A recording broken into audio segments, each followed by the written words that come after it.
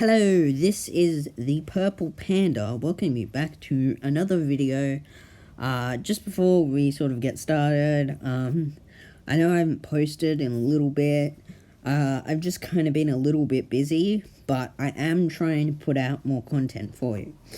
Okay, so today we are doing a review for the game Forza Horizon 3. I believe it came out in 2016. Yep, it did. I only played this game, well, I got it with when I got my Xbox One for Christmas 2017, I believe I got it from. That's when I got it. So I actually had the game since then, but I actually didn't get around to downloading it until last year around, I want to say around August, the same time I started my channel. So I haven't completed the game, but I have finished the story of the game, so I do know most. Also, before we get into this review, there may be potential spoilers for the game. Of course, if you haven't played it, and you want to play it, maybe click off this video, because I might potentially spoil stuff. Just know that. Okay, so let's get into it. So, Forza Horizon 3 is the best game I've ever played. I haven't played many racing games, but this is definitely the best in my opinion. It's also better than Forza Horizon 4, even though Forza Horizon 4 is a great game, and I love playing that too. But this game is just, I don't know, but it's my favorite game. I will tell you reasons why it's my favorite racing game and that. So let's get into the reasons I think it is one of the best racing games pretty much ever created. Now, I think, for one, it's set in Australia. Now, I am Australian. I live in Australia, so, of course, and I love Australia as a country. It's the best, even though, you know. Anyway, so I love that, but one thing is also, I could be wrong, and if I am wrong, please tell me in the comments below, but not many games, or at least the games that are set in real-world situations, I feel not many of them are set in Australia. They're usually set in America, in Britain, sometimes, somewhere in Asia, or even South America. Now, that's not a bad thing. I'm just saying that I think there's a low number of games that are set in Australia, so I think to have this game set in Australia is really cool. Now, I'll also, going into the map, this is the detail that I really enjoy, and I think I think this is one of the reasons why it's better, is because, well, I feel in Forza Horizon 3, there's lots of diversity between environments. So, for example, there is the Surfer's Paradise, which is, you know, like a city with lots of buildings. It's pretty good for drifting kind of thing. You know, road everywhere. Then you've got, like, your Byron Bay, which is kind of a smaller town, but it's got a little bit of dirt, but it's also got beaches. And same with the Great Ocean Road. There's a big beach there with the 12 Apostles. All of that is awesome. Then you've also got rainforest just out of sight of Byron Bay, which is awesome. Then you've also got the Outback, which is, I think, is my favorite place to drive in because of just all the dirt and all that, which I'll also get into. But I really just love that. And also you've got the Yarra Valley and the Kiwa Valley and, you know, all that kind of stuff. That's something I really love too. Now, something I love as well is the textures. I think the textures of this game are on point. Like, I think it's the textures are so real that sometimes you can forget you're playing a video game, because the environments, especially to me, because I live here and I've been to a few of the places that are in this game, they look so real. Like, they don't even look made up. They look like a real thing. The Outback, I mean, looks like the real Outback. I mean, there's a few different variations in Australia, but that looks like the one near, like, yeah, a main Outback, which is kind of, yeah, near Alice Springs and Cooper Pedy. Yeah. Anyway, but, that desert just looks so real. I love the particles and the dirt that gets kicked up when you're driving along the dirt, or sand as well. Like if you're driving along a beach, the sand. I love sand physics. The physics are another cool thing in this game. Each each surface in the game feels different to drive on. So when you're driving, for example, on the road, let's say by default, depending on what car you've got, but let's say you've got something like a Lamborghini, let's say, the car sorry, performs really well in this surface on the roads, right? But if you like drive it on a beach, it has very low traction, you can tell, because it's not a beach car. But even if you do have a car that's good for the beach and doesn't spin out like a dune buggy, you can still feel the traction of the sand. Like, it's not like you just press down on the accelerator and you go straight away. You can kind of see the wheels spin a bit, losing their grip, getting their grip. So that's something that's really interesting. Same with dirt. I also love the drifting in this game is awesome, but especially when you drift on a beach or dirt, I like the feature how, like, so for example, when you're drifting on a road, I mean, you drift, of course, but you don't, whereas you can drift, but depending on what speed you're going, you're not going to drift for a super long time, whereas on the beach or in the Outback, you can really drift for a long time because they've really shown that the ground is not entirely solid, so that you'll kind of slip and slide along, so that makes drifting really cool. Now also I like the different diversity in different cars. Like you've got your rally cars, your hypercars, supercars, but then you've also got modern and vintage muscle cars and all that kind of stuff, which is really cool.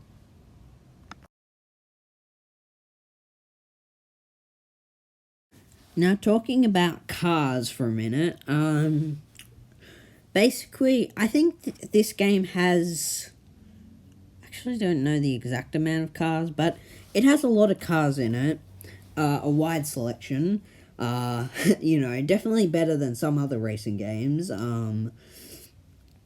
Now, I don't really have a complaint with the cars. Now, the only complaint about cars I have is, this is an Australian game, but this is a game set in Australia, in 2016. Now, the thing is, with that, there is only about, maybe 4 Holdens in the game. For those of you who aren't into cars, Holden is, or was, an Australian car brand, cars that were made in Australia that shut down, I want to say it was like in 2018 or 19, but they basically shut down, so they don't make them anymore. But my point still being valid, they did in 2016, so it would have been nice to see more than... Well, I mean, there's 4 technically Holdens, and there's like 2 HSV cars, which are basically like Holden special vehicles, I believe they stand for, which is okay, but I mean, compared to like Forza Horizon 5, where it's a game set in Britain, and there's lots of British cars, which is great. I mean, I love British cars, but my point still is that in Forza Horizon Australian, or Forza Horizon 3, there's not many Australian cars. As I said, Holden's the only Australian car, or was the only Australian car, I believe, or at least mainstream one, and there's not many of them in the game, which is, I've got to say, is a little bit disappointing, but I don't know if I'm not blaming the game, the developers, or anything for that, because I know that with the racing games like this, with real racing games, they've got to get the license to use those vehicles and those brands. So maybe, I don't know, maybe it was just on Holden that they didn't want to give them lots of cars. I don't know. Who knows? But that is my only one minor criticism when it comes to the cars available. But other than that, it's okay. Now, and the Holdens there are in the game I love, okay? So that, it makes up for it in the Holdens it gets.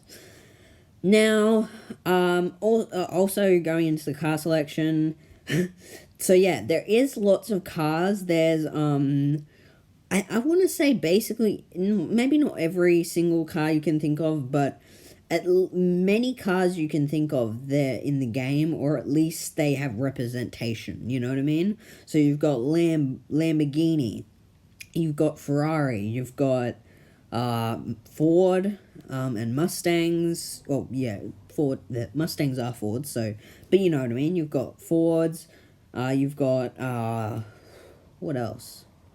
Subaru, Honda. I think Toyota, Nissan. I think, and then yeah, I don't know. But there's lots of big main brands of cars that you'll see. No car that is in this game is actually is not a real car. Except, well, actually, I was going to say, except for if you get the Hot Wheels DLC, which if you like the sound of maybe a Hot Wheels DLC review, put that down in the comments below, and maybe that will become a thing. But just a short thing is that the only cars that I believe are in the game that aren't actually mainstream or aren't real cars is the cars that come with the Hot Wheels DLC. Except they are technically real cars, because I won't give away the cars that it comes with, but the actual cars are actually real Hot Wheels cars. They're just life-size, of course. So, in that respect, they are real, but they're not real. Like, you can't actually drive and buy them and drive them around in real life, you know? But anyway, so now I kind of want to move on to a section which is going to be controls.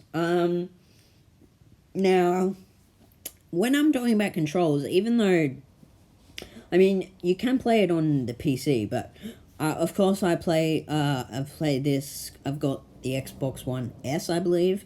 But anyway, now with controls, I'm not talking specifically about the game controls. I'm talking about, well, yes, but more the gameplay, how the game controls relate to gameplay, if you get what I mean.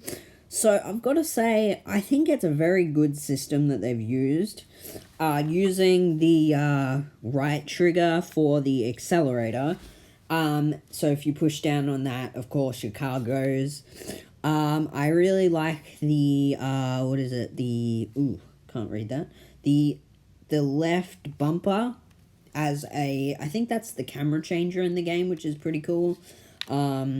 Then, of course, using the left analog stick to steer is pretty cool. That's standard in most games, I'd say. Usually the movement is the left stick done with it, and the right is usually camera, and I think that's the same in this game. Actually, I think you use the right analog stick to, like, kind of look around. Now, there are, with camera modes, I can't remember exactly one, but there is a first-person camera mode, and I'm surprised that it is how detailed it is. It's very detailed. Like, some games I've seen they could have just gone the cheap route and maybe just done, like, a stock car interior, you know what I mean? Like, so every car had the same interior, but no, every car has a different interior, or what the actual interior looks like. That's what I'm really happy with that, and I think it looks awesome, all of them. The then you can use like the thumb pad to use like GPS to turn on the songs, which I will get to in another section because those are pretty important. Now it also depends because by default you of course have an automatic car, but you can go into settings and change it to a manual transmission. I've played around with that a bit. So basically, also the A button is your handbrake, so your parking brake, I guess you could call it. So it's really good for doing skids as well. So like if you press it down and then you like steer, you can do really cool drifts. But basically if you're in if you've changed your settings to a manual, X and B will be your will be the shift up and shift down ones. And anyway, now the only control I kind of have, I mean, I don't mind it. I think it's good, but the only one I think could have been done a little bit better is the left trigger, which is the brake, but it's also reversed, which is, I've got to say, it's a little bit it's a bit annoying and confusing because in games like Forza Motorsport 7, for example, the left trigger is only the brake, and that makes it a lot easier. In this game, it's tricky because if you hold down on the left trigger, you will, of course, reverse. But if you just press it, you will brake. But you'll only, like, brake as long as you hold it, press it. But the only problem with that is if you press it for too long, you're going to start reversing, and that's annoying. The other thing is with, for example, with the right trigger, which is the accelerator, you can kind of slowly press it down and your car will slowly accelerate, like you don't have to go full throttle. Whereas with a reverse, it's harder to do that because if you do that, then you're just braking and you have to hold it there for longer if you want to reverse. So I might talk about this in my wish list for Forza Horizon 5, but I really do wish that in future Horizon games, that maybe they could make it different. So like maybe leave the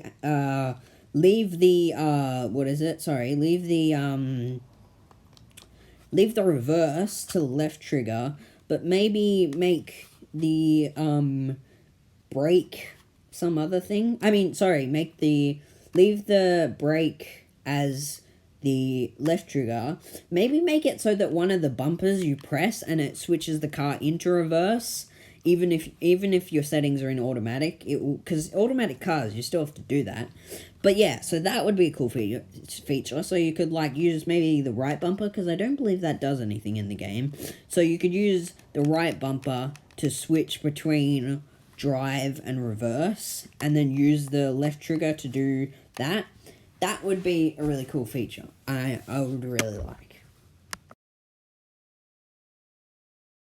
So now I'm going to talk a little bit about the music of the game. Of course, just a little bit. Because that is plays a pretty important role in the game, at least I think so. Of course, I'm not going to play any of the music because I'm pretty sure it's copyrighted and I don't want to be claimed. So, anyway, the music, I think there's 4 or 5, maybe 6 stations. Now, they all have different names, but basically, you've got one that's kind of like the first one, which is kind of like a, what would you call it? Maybe like a pop thing. It, popular music and all that kind of stuff. Then you kind of have I think it's called Bass Arena, which is kind of like, kind of like it's kind of hard to say, but you kind of have it's not really rap, but it's almost that genre. Then you have, I think there's some rock in there and maybe some other synthesized music kind of stuff. Techno, I think, yeah. And then, of course, the last station is basically a classical music one. Now, there's also not all of these stations, but some of these stations are also in Forza Horizon 4. I might talk about them in an updated Forza Horizon 4 review. If you want an updated Forza Horizon 4 review, leave a comment, like the video. So yeah, those are the important music stations. Now, you can switch through all these stations by using the D-pad and using the left and right of the D-pad. We'll, switch between stations and all that kind of stuff.